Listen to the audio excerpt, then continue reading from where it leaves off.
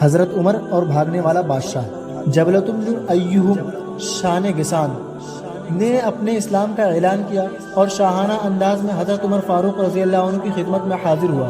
حضرت عمر رضی اللہ عنہ ان سے ملے اور خوش آمدید کہا اور اس کو اونچا مقام دیا۔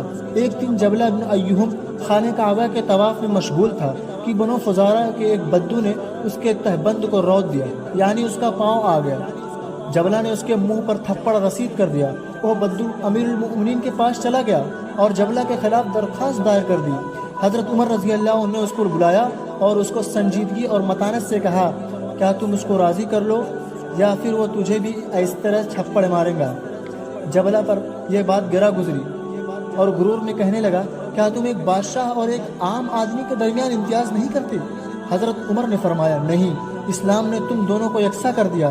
جبلہ نے کہا کہ پھر میں نصرانی ہوتا ہوں۔ حضرت عمر رضی اللہ عنہ نے فرمایا کہ میں تمہاری گردن اڑاؤں گا۔